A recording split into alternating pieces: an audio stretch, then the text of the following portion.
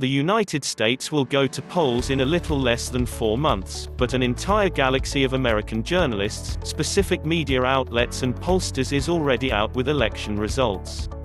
Trump will lose, they say. At a certain level, this is reminiscent of the manner in which the same ecosystem had predicted Trump's defeat in 2016. In 2016, liberal pollsters and media were delusional to the extent that they kept predicting a landslide victory for Hillary Clinton till the final moment. And this time they are betting heavily on Joe Biden. Nate Silver, editor-in-chief of opinion poll analysis website 538, had predicted an 80.3% chance of Clinton winning the polls. And around the same time, 4 years later, Silver is predicting a massive lead for Joe Biden. Analytical nerds and make-believe psephologists appearing on liberal media platforms like CNN, NBC and ABC were all predicting some very favorable numbers for Hillary. 4 years later, not much has changed. Today, the pro-Democrats media is publishing reports claiming that Biden is gaining almost an unassailable lead over Trump. For Democrats, these polls translate into a sense of overconfidence bordering on arrogance. Even before the 2016 presidential polls, Trump was being dismissed slightly by the Democrats. Even the outgoing President Barack Obama kept making fun of Trump before the presidential polls.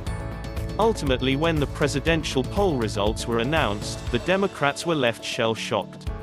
Trump had a lesser vote share than Hillary Clinton, but he received a majority in the Electoral College. Trump was able to turn things around in swing states like Florida. The defeat was unacceptable for Democrats and the larger ecosystem. They went through all stages of grief denial, anger, sadness and acceptance. Trump's election was followed by protests as the left liberals couldn't shed their sense of entitlement. Trump was elected in accordance with a 240-year-old American election law. Hillary had herself spoken passionately of the 240-year-old system during the presidential polls campaign. But when she lost, the anti-Trump lobby went bonkers.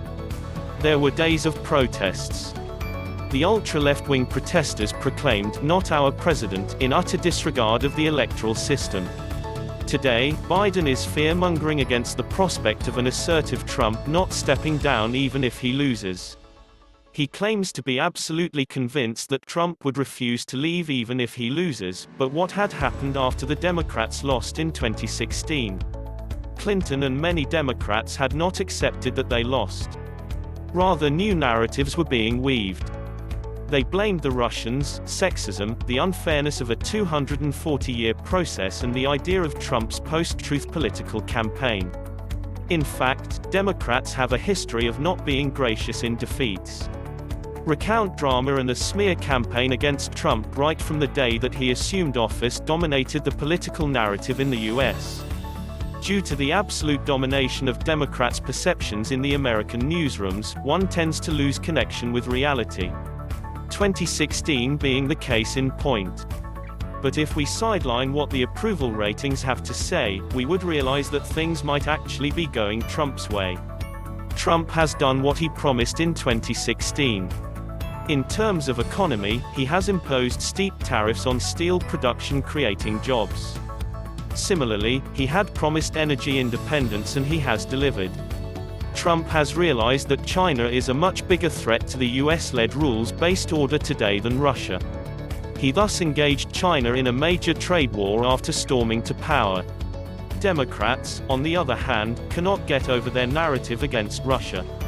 Resultantly, they are going soft on China at a time when such a stand is unacceptable. Biden might actually be considering softening his anti-China stance and walking a fine line on Beijing.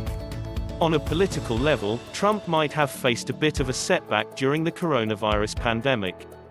A national lockdown was not enforced, so the number of cases went up.